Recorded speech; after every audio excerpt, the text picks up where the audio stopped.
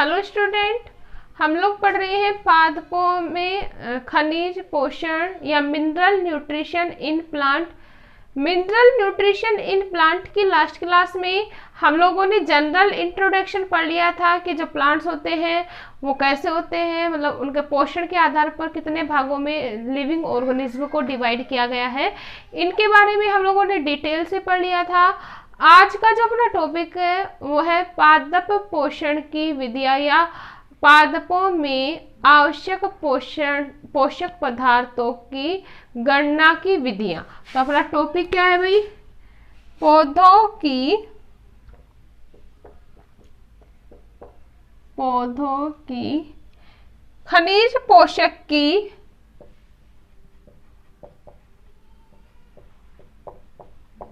खनिज पोषकों की आवश्यकताओं की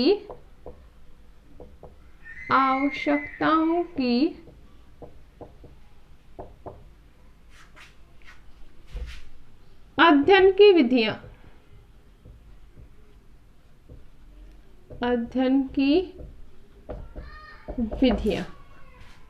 तो अब हम डिस्कस करेंगे कि पौधों को कितने कितने खनिज पोषक तत्वों की आवश्यकता होती है और हम लोग इनकी गणना कैसे कर सकते हैं या उनके अध्ययन किन किन विधियों के द्वारा कर सकते हैं, इनके बारे में डिटेल से पढ़ेंगे। जिसमें जो फर्स्ट है अपनी वो है पादप भस्म का विश्लेषण। पादप भस्म का विश्लेषण। पौधों की खनिज पोषक की आवश्यकताओं की अनेक विधियां जिसमें मुख्य रूप से हम लोग पढ़ेंगे 3 के बारे में। तो फर्स्ट क्या है अपना भाई? पादप भस्म का विश्लेषण। सेकंड है अपना बालू संवर्धन प्रयोग।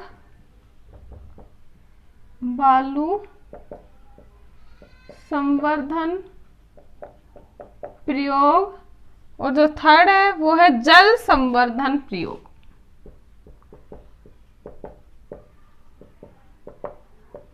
ठीक है, तो मुख्य रूप से हम पादपों के खनिज पोषक की आवश्यकताओं की अध्ययन कितनी विधियों से कर सकते हैं? 3 विधियों से।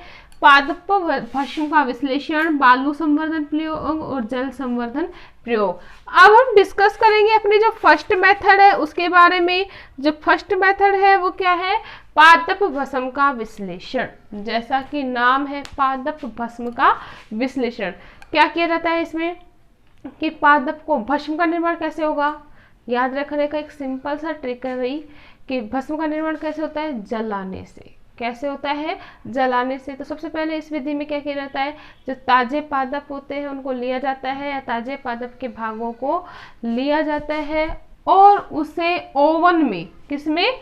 उसे ओवन में 3 से 4 दिन या 1 से 2 दिन तक 70 से 80 डिग्री सेंटीग्रेड ताप पर गर्म किया जाता है। क्या किया जाएगा भाई? फर्स्ट हम किसका पढ़ रहे हैं? पादप भस्म के बारे में। तो उसमें क्या किया जाता है? ताजे पादप को लेते हैं और पादप को क्या करते हैं? ओवन में गर्म किया जाता है 1 से 2 दिन तक। इसमें क्या किया जाएगा? उसे 70 to 80 डिग्री सेल्सियस टेम्परेचर के ऊपर, किसके ऊपर? 70 से 80 डिग्री सेल्सियस तापमान पर गर्म किया जाता है। अब सिंपल सी बात है, जब इतना टेम्परेचर दिया जाएगा, क्या दिया जा रहा है? इतना टेम्परेचर दिया जाता है, उस दौरान क्या होता है कि इसमें जो पानी की जो मात्रा होती है वो क्या हो जाती है? वाष्पित। मतलब जो पानी होता है वो बाहर निकल जाएगा। ताजा पादप के भाग को लेकर क्या किया जाता है? ताजा पादप के भाग को 1 या 2 दिन ओवन में क्या किया जाता है? गरम करेंगे तो सिंपल सी बात है, जो पानी होगा वो क्या हो जाएगा? वाष्पित हो जाएगा। ठीक है, उसके बाद क्या होता है? जो शेष बचा हुए जो भाग होते हैं, जो बचा हुआ जो भाग होता है सॉरी, उसको तोलकर उसका शुष्क भार ज्ञात कर लिया जाता है। क्या कर लिया जाता है भाई? उसका शुष्क भार ज्ञात कर लिया जाता है। क्लियर है? पानी निकल गया तो सिंपल सी बात है, अब उसमें ऑर्गेनिक एंड इनऑर्गेनिक मैटर बचे हैं तो उनको तोलकर क्या कर लिया जाता है? उसको ड्राई वेट की गणना कर ली जाती है। अब क्या किया जाता है? अब इस पादप को अब इस पादप को क्या करेंगे, अब इसमें जो बचे हुए पदार्थ है वो क्या होंगे, मुख्य जो घटक होंगे वो होंगे कोशिका भित्ति, पॉलीसैकेराइड, लिग्निन और जीव द्रव्ययी घटक। अब क्या क्या बचेंगे इसमें, कोशिका भित्ति, शुष्क भार किस किस का पता लगेगा, कोशिका भित्ति, पॉलीसैकेराइड,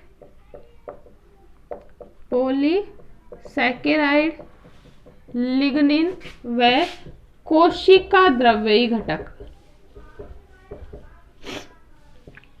कोशिका द्रव्ययी घटक बचेंगे, इनका शुष्क भार हम लोगों ने क्या कर लिया, ज्ञात कर लिया।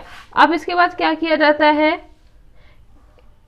अब इस शुष्क भार वाले पौधे को लगभग 6000 डिग्री सेल्सियस टेम्परेचर पर, क्या किया जाता है, लगभग 6000 डिग्री सेल्सियस टेम्परेचर के ऊपर इस पादप को भट्टी में जलाया जाता है। विधि ही कौन सी पढ़ रहे हैं हम लोग, पादप भस्म का विश्लेषण। क्या किया, सबसे पहले तो पौधे का शुष्क भार ज्ञात किया, याद रखना है भाई क्या मेथड किस प्रकार से चल रहा है। शुष्क भार कैसे ज्ञात किया, ताजे पादप का भाग लिया, we all know that student, ताजे पादप के भाग में पानी की मात्रा क्या होगी, प्रेजेंट होगी। उसे 1-2 दिन तक ओवन में क्या किया जाता है, गर्म किया जाता है। जैसे ही हम उसे 1-2 दिन तक ओवन में गर्म करते हैं, उसका जो पानी होता है वो वाष्पित हो जाता है, भाप बनकर उड़ जाता है। अब पानी की मात्रा नहीं रही, सिर्फ शुष्क पदार्थ बचे हैं, इनको क्या कर लिया जाता है, तोल लिया जाता है और उसका शुष्क भार, पादप का शुष्क भार को क्या कर लिया जाता है, ज्ञात कर लिया जाता है। अब नेक्स्ट प्रोसेस क्या होती है, क्या पदार्थ बचेंगे, कार्बनिक, अकार्बनिक अम्ल, इसके साथ साथ कोशिका भित्ति, पॉलीसैकेराइड, लिग्निन व कोशिका द्रव्ययी घटक जो रहते हैं वो शेष बचते हैं।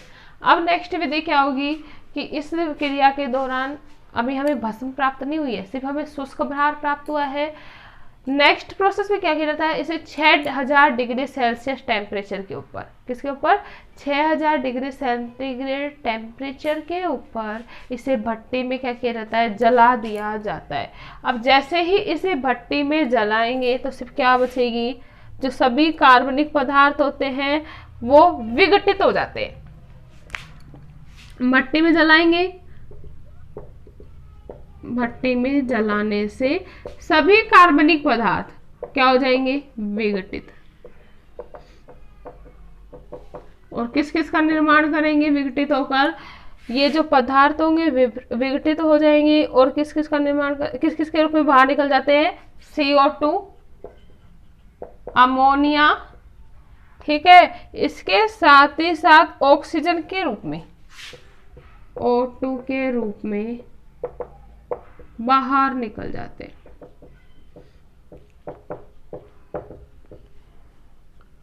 क्लियर है, सभी कार्बनिक पदार्थ विघटित हुए और किसके रूप में बाहर निकल गए भाई, कार्बन डाइऑक्साइड, अमोनिया और ऑक्सीजन के रूप में बाहर निकल जाते। अब जो यह प्रक्रिया होती है, इसके जो शेष पदार्थ बचते हैं उसे कहा जाता है पादप भस्म, क्योंकि जो हम लोगों को चाहिए था, जो मिनरल न्यूट्रिएंट्स बचे हैं सिर्फ वो बचे हैं, ठीक है, बाकी सभी चीज़ों का क्या हो चुका है, विघटन हो चुका है। जो शेष बचे हुए पदार्थ होते हैं उसे क्या कहा जाता है भाई, पादप भस्म। क्लियर है, इसमें क्या होते हैं, मुख्य रूप से अवाष्पशील खनिज पदार्थ क्या प्रेजेंट होते हैं भाई, अवाष्पशील खनिज पदार्थ। सिंपल सी बात है, पानी था वो वाष्प के रूप में निकल गया, ये जो वाष्पशील पदार्थ थे वो भी विघटित होकर अलग अलग पदार्थों के रूप में क्या हो गए, निकल गए। लेकिन जो अवाष्पशील पदार्थ थे वो राख के रूप में क्या हो जाते हैं, एकत्रित हो जाते हैं, ठीक है, मतलब इनका क्या नहीं हुआ, विघटन ठीक तरीके से नहीं होता। जो अवाष्पशील पदार्थ होते हैं इनका क्या कर लिया जाता है, विश्लेषण कर लिया जाता है। क्या कर लिया जाता है भाई, विश्लेषण, नाम ही क्या है, पादप भस्म का विश्लेषण। अभी भस्म बची है, इसका क्या किया जाएगा, विश्लेषण किया जाता है और इसमें उपस्थित विभिन्न पदार्थों को क्या किया जाता है, निर्धारण कि कौन कौन से पदार्थ अब इस भस्म के अंदर बचे। लेकिन इस विधि की बात यहाँ पर बात करें कि उपयोगिता की, तो विधि में इस विधि के द्वारा पोषक तत्वों की उपयोगिता का निर्धारण नहीं किया जा सकता। ये इस विधि का साइड इफेक्ट है। हमें ये तो पता लग गया कि कौन कौन से पोषक तत्व प्रेजेंट है, लेकिन हम लोगों को ये पता नहीं लगेगा कि कितनी मात्रा में कितने पोषक तत्व की पदार्थ को आवश्यकता होती है। इसका निर्धारण इस विधि के द्वारा नहीं किया जा सकता है। तो इसके द्वारा क्या नहीं किया जा सकता है, पोषक तत्वों या अन्य तत्वों की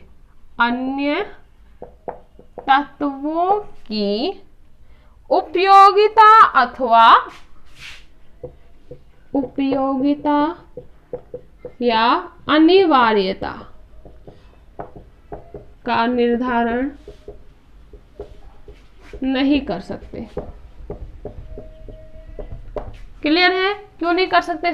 हम भस्म के द्वारा एनालिसिस कर सकते हैं कि कितने पदार्थ जो अवाष्पशील पदार्थ है वो बचे हैं, उनके बारे में हम लोग एनालिसिस कर सकते हैं, लेकिन हम ये नहीं बता सकते कि कितनी कितनी मात्रा में इन पोषक पदार्थों की इस पादपों को क्या होती है, आवश्यकता। मतलब कौन से तो मैक्रो एलिमेंट्स होंगे और कौन से माइक्रो एलिमेंट्स होंगे, इनके बारे में गणना नहीं की जा सकती। क्लियर है? तो ये था हमारा पादप भस्म विश्लेषण।